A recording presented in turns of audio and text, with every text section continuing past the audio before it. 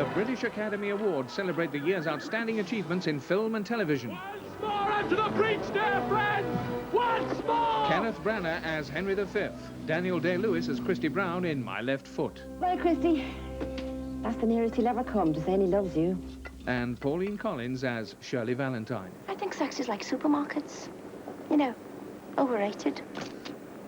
Just a lot of pushing and shoving, and you still come out with very little at the end. The 21st British Academy Awards, this Sunday at 7:45 on Granada.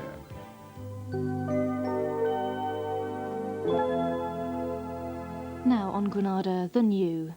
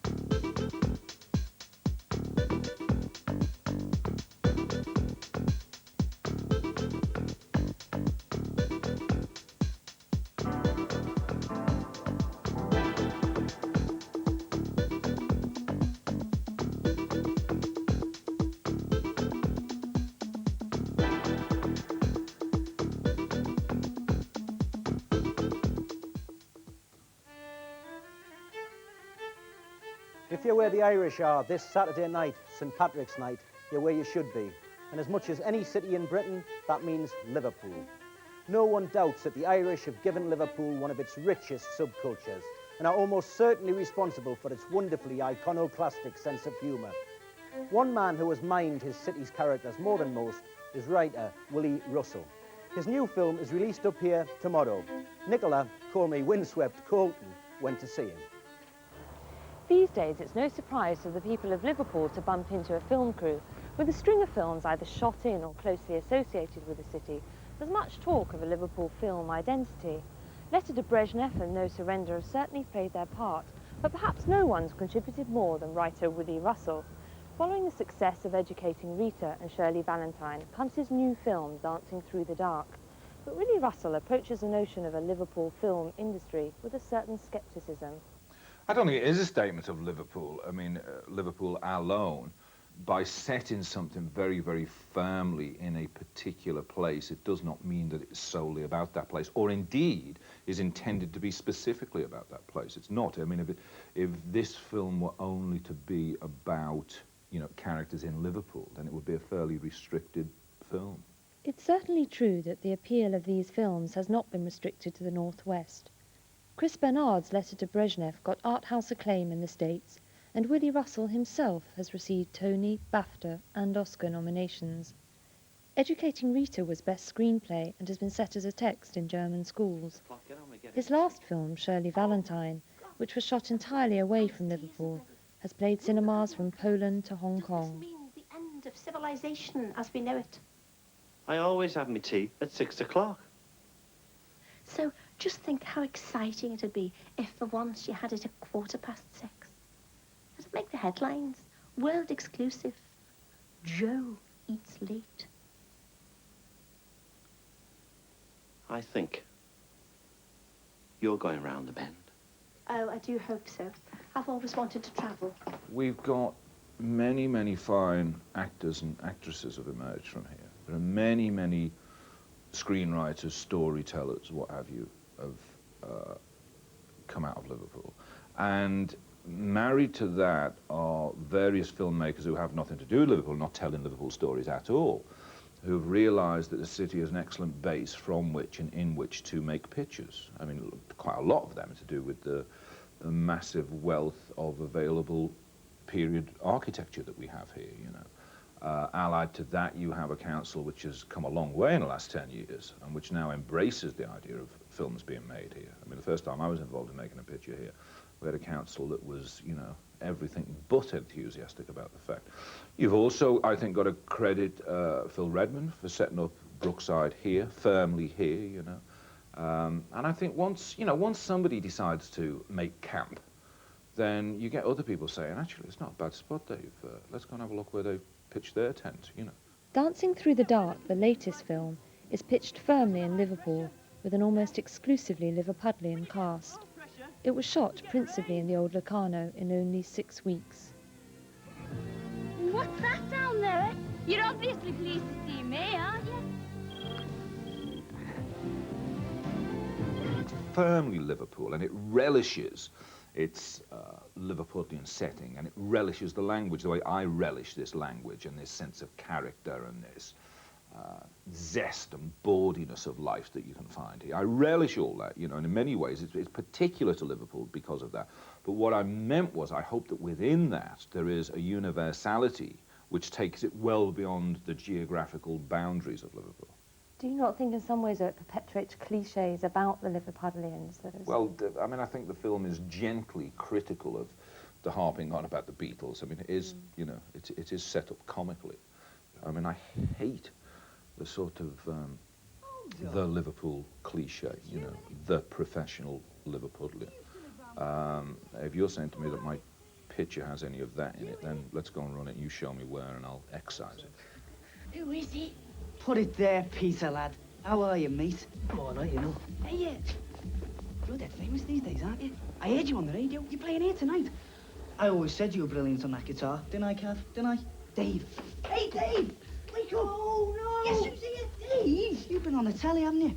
What are you doing in playing in a dive like this? Oh, it's a good gig. We like it, you know. I wouldn't play in a dump like this if I was famous. Look, I'm sorry about the paper. Couldn't find any other.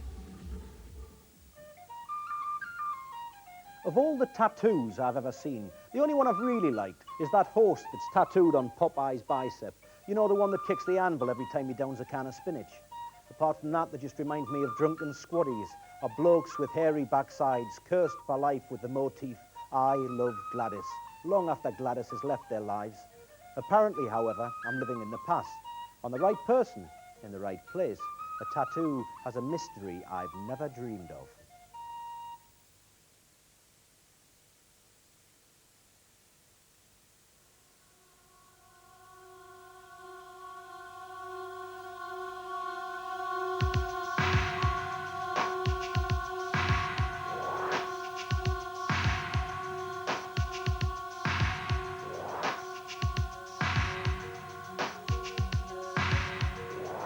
Well, today, tattooing has come in a new form of light now. It's got rid of this backstreet 50s image. People want, you know, to tattoo for life.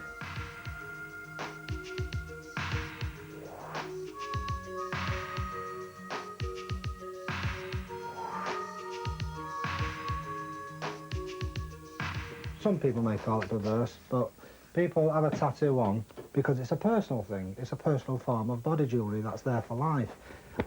So people, you know, want to show off when it suits them.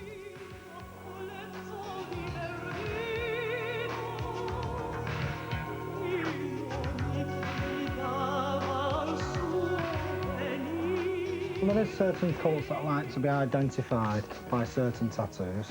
That's because you get your Teds and your rockers and your punkers and etc. I had my first tattoo done when I was about 19, about 5 years ago. It was a teddy boy playing a double bass.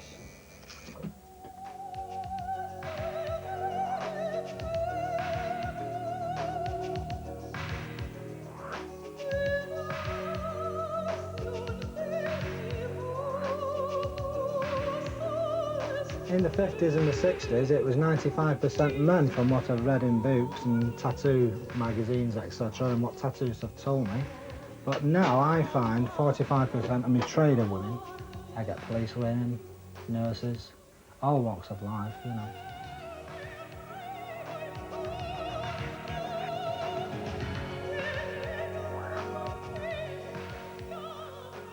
It's about 3 or 4 hours in time alone on that. So you're looking around about 70, 80 pounds or something like that. Which might sound a lot of money to some people, but it don't, you know, it is there for life. It's the best investment you'll ever make. It's like a mild burning. but, you know, it's bearable. People say, does it hurt? But, you know, if they really hurt, I don't think I'd be in business.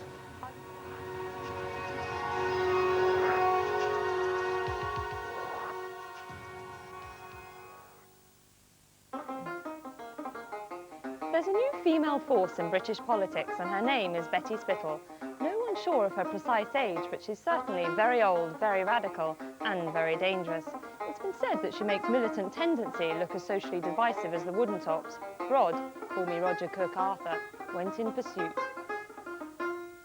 Don't vegetate, agitate. All power to the elderly. Betty Spittle is a troublemaker. Her business is revolution. Like other young militants, she is also extremely elusive. To make this exclusive report, the new concealed cameras in shopping bags and followed Betty to a secret political rally. It was there she revealed more details of her radical manifesto. No, I've got to keep an eye on the time because I promised me lodger I wouldn't be back too late. Because he's been with me for ages now, but he does get lonely.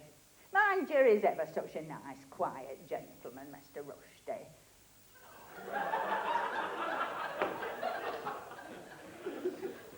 You know, I promised myself I wouldn't say that name. I can trust you lot, can't I? Among Betty's most radical demands, a minimum dying age of 87 and the implementation of youth anesia, a citizen's right to exterminate a nominated grandchild. A close friend of Betty's broke silence for this film. Betty Spittle is a right-on Sheffield person. Wonderful politics, interested in life, sex, depravity. She has a lot of fun. She's a liver of life. I mean, talking of beefcake, Karl Marx now. Now, he were a one. Whew, that ticklish beard. Because I first met him in the British Museum. He were writing this book, you know, Das Kapital it were. I says to him, oh, I says, not another guidebook to London, Karl. I said, you should write something about class and oppression. Because I never got a flipping acknowledgement. Blooming writers. Betty's very political, and her politics reflect mine and go beyond in a way that I suppose I enjoy not having to acknowledge quite when that happens. So sometimes Betty says things which I think are absolutely true, but wouldn't maybe dare say quite so stridently. And I think sometimes she says things that I disagree with, if I'm really honest. But part of the humour, I think, is testing an audience's tolerance. You know, that you first meet Betty and think, oh, what a tough old lady, you know, what an admirably tough old lady, what a radical tough, what a terrifyingly radical old lady. No, I love a good wedding. It reminds me of some of my own. My last husband, he were a union official. Do you remember them? I met him during miners' strike. I should never have gone through it, really. For me, well, I never could say no to a worker in struggle. It was a shotgun wedding, that. First night of our honeymoon, I discovered his membership card to UDM. So I blew his brains out. It were a mercy killing. Betty Spittle is shocking. Well, it's the sex, isn't it? Old people are not supposed to have sex. And if they do, they're certainly not supposed to talk about it. There's no place for marriage in our society. I'm a great believer in free love, me. And especially for the elderly. No. Since they put the bus fares up, we pensioners, we need all the cheap entertainment we can get. And sex is the best preventative for hypothermia I've come across, bar none. I'm putting forward a positive side so that people treat old folk, so-called old folk, differently. So that they see that they think along exactly the same lines as 16-year-olds. What about you, young man? Don't go on covering up that bald patch. If there's one thing I can't stand, it's a closet pensioner. Better set fire to yourself outside number 10 than to freeze to death alone in your granny flat. The pension may be worth nought, Only converted into loose change and wrapped in a sock, it can do a riot cop some damage. Don't vegetate, agitate. All power to the elderly.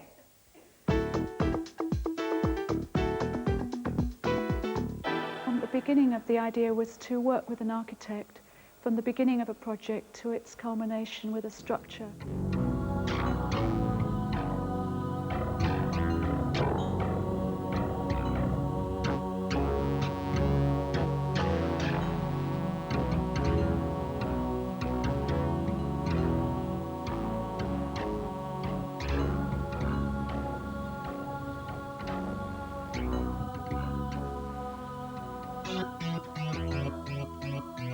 The first part was to do with the lines, the drawings that are made by the architect, and they were taken into physical energy by the dancers. So instead of just letting the drawings cross the paper, the dancers took on the lines into their body and extended them through space.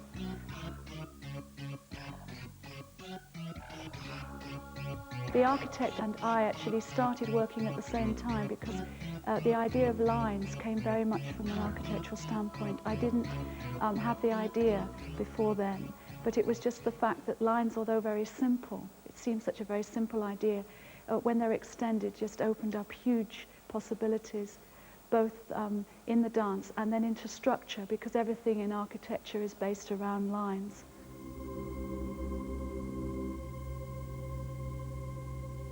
It was important that after the lines, that there was a way in which the feeling of buildings could actually come into the work. And I'd always wanted to open the idea of opening a window, or shining light and opening a window. And as you look up at windows sometimes, you see parts of people. You maybe just see the back of them, or somebody washing, or across a road, or something. You can see into people's lives sort of quietly. And I think the inspiration is that it came from those ideas where you don't actually get the whole story, you just get parts of it. And that's why the way it's designed is that you get a moment that's highlighted and then it disintegrates, and another moment disintegrates. It's a bit of a watershed for me because this project is the culmination of, I think, almost 10 years' work of the sort of things that I've always believed in. And it's not necessarily the newest thing, but it is something that I've tried to perfect, that I found out about 15 years ago, a different way of seeing dance that was related to concepts and ideas and wasn't about stories.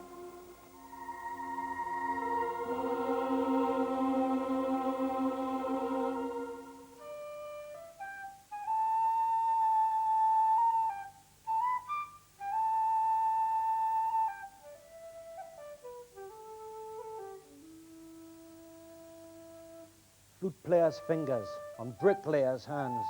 The Irish are playing in bars o'er the land. The Irish are playing Mick Rafferty's band. There's Moss Flynn on fiddle, Niall Clare on baron, Baz Birch on tin whistle. Play on, lads, play on.